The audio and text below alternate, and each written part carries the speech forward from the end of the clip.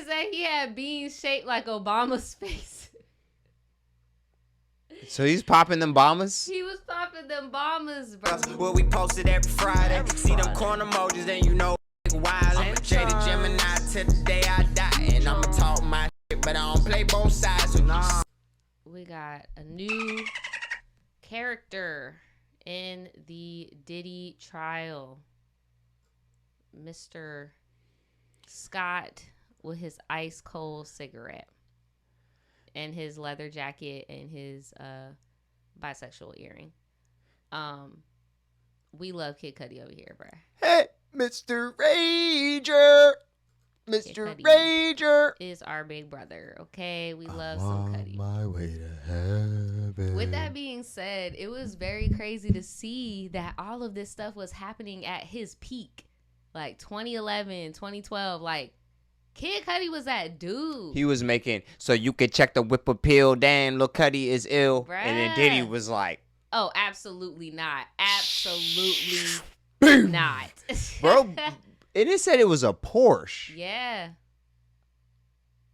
Lit it on fire. Then on some crazy stuff, Diddy saw that Kid Cudi had a dog and put the dog in the bathroom while he's doing all this stuff. So Kid Cudi's on some, you traumatized my dog. You just locked my dog in the room. I'm like, bad. Yo, what the heck is going on? But yeah, this is how they're getting him for the arson, is because he lit Kid Cudi's car on fire, allegedly, or, you know, and he was testifying. Apparently, Kid Cudi was cracking jokes. One-liners. And low-key, you're right. The arson is one of the key pieces of the RICO. Right, because you already got the him moving bodies around. Then if you tie that with, okay, you're passing out little goodie bags to people, and you blow you torching Porsche. Yeah. Come on, bro. That's what you torching Porsche. Come on now, dog. Come on, man. And I know Boosie, you know, I was about to say Boosie been real quiet since this been rolling out. Just left New York City, Boosie hooked up with P. Diddy. Quiet. Because he been taking up for P. Diddy hard. He been real quiet. Okay, news anchor, we see you. She's got that the foundation. Suspicion and suspense today. Rapper Kid Cudi is on the stand right now detailing a threat that Diddy once made to him. Fox Eyes Linda Schmidt is live in Lower Manhattan, and she picks it up from there. Linda, what's the latest? Yeah, hi there, Bianca. Well, first of all, I can tell you this. Every day, the testimony in this trial has been jaw-dropping. Today will be no different. Rapper, as you're talking about, rapper Kid Cudi on the stand, and he is testifying today. Go ahead, take a look at this video, because this is Cudi arriving here at federal court in Lower Manhattan earlier today. Now, he is wearing a black leather coat and smoking a cigarette. He is testifying about his brief relationship. My dog had a leather jacket in the summer. What is the weather in NYC right now? With Sean Diddy Combs' ex-girlfriend Cassie back in 2011 after she and Combs had broken up. Now, Cassie has already testified that Combs flew into a jealous rage about her relationship with Kid Cudi, and he threatened to blow up his car. Now, Cudi has already testified today that he met with Combs after his Porsche exploded, and the remains of a Molotov cocktail were found nearby.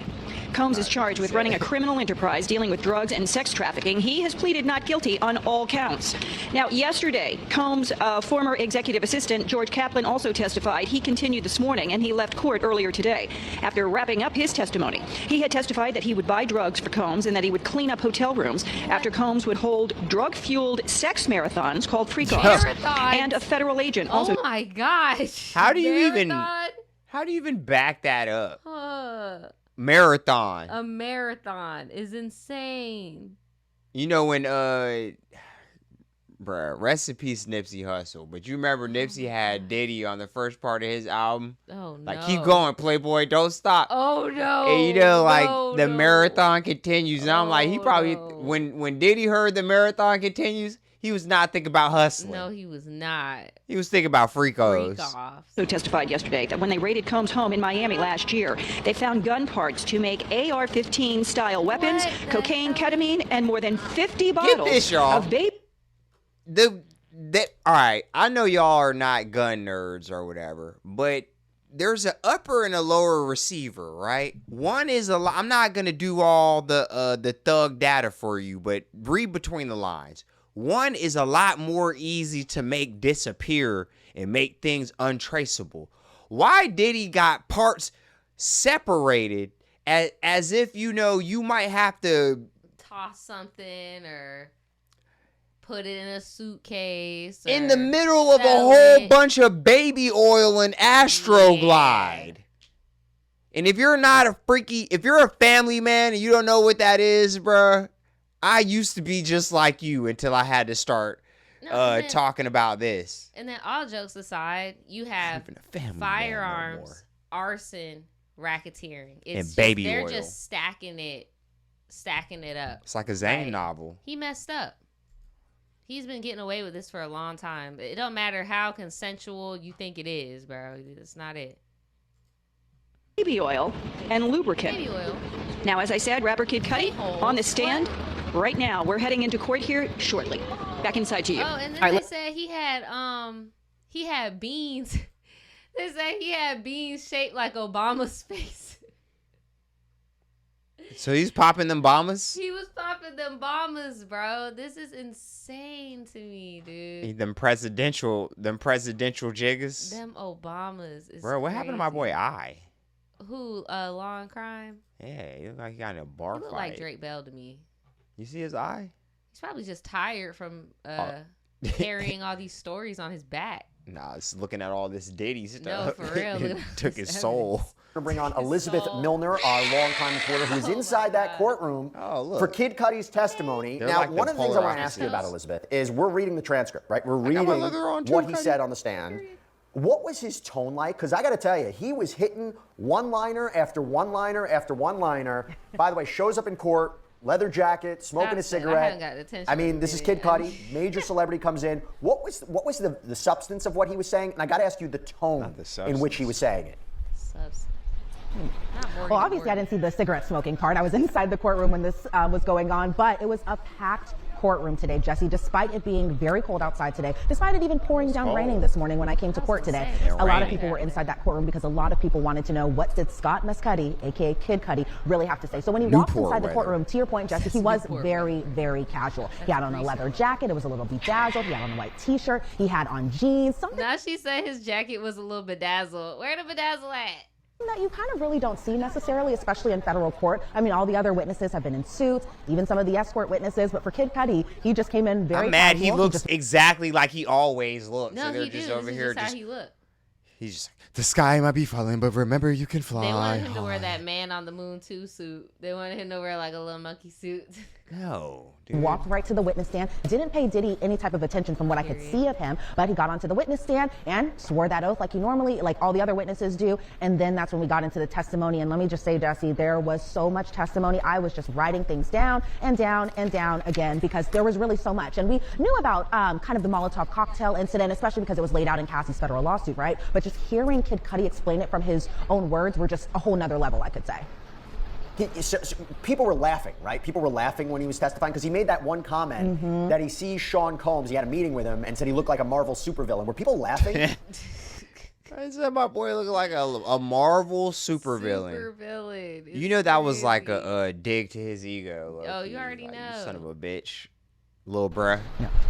Yes, people were laughing, but if you're going to ask if Diddy was laughing, it didn't seem like he found that joke necessarily funny, but there was definitely some courtroom laughter. Even from some of the jurors who were in the box, they were laughing as well, too. But from what I could see of Diddy, it didn't seem like he had much laughter going on in that specific moment, which was a complete... If we wasn't in this room, I would fucking kill you. Like, oh my gosh. Bitch, I know where your other Porsche at. That's probably why he didn't make eye contact. He's like, bro, I'm not trying to get scared. I just got to keep tunnel vision on what I rehearsed, what I was going to say here. Like... all that baby oil. Nah, for real. It gets 180 from kind of his demeanor when George Kaplan was testifying, where he seemed a little more jovial. He was laughing along, but when Kid Cudi came on the stand, it felt like the smile just went down, and he had more of a serious demeanor and serious tone listening to Kid Cudi testify. And because, you know, Kid Cudi was providing some quite important pieces of damning evidence against Sean Combs. I mean, talk to us about his direct examination.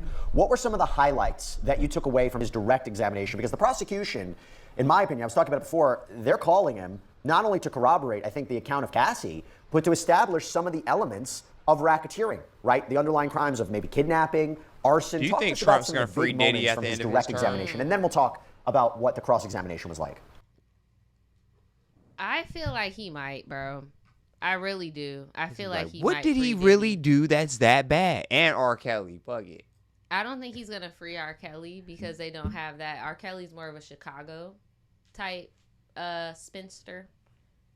Diddy was very involved in New York politics. A lot of the New York elites. I could see him actually freeing him, giving him a pardon. And then he just runs off to Bali. Right, and go chill with Russell. And then do more freak offs. Or like, do you think even anybody would even like want to be around him at this point? I think that unfortunately there are people in this world that have so much power and money that they do genuinely like being with Diddy and doing the freak offs. I really like Carisha. do. Like Carisha, please. Yeah, in my opinion, like Carisha, people who get off on Little eater. Yeah, calling people eaters and like saying Diddy would make you do that. Like there are some people in the world who would be down for that type of stuff. So I feel like if Diddy did go to Bali with Russell, people would just fly out to him because they'd be like, oh, I can do freak offs here. I can do the baby oil here. I can do all that here. Come back smelling like Johnson & Johnson. Where were you at? I was in the Bali Diddy experience. That's what the island of Johnson & Johnson. Ugh. I'm so fucking handsome. Take your bitch for ransom. Yeah, you had some plans, but she not finna answer. For the Gemini, she gon' cut you off like cancer. End of the day, I'ma skate, switch your stance up. Ain't no debate, need a plate for the stanza. Yeah, I'm about my cake if you ain't, get your bands up. Hundreds in the safe,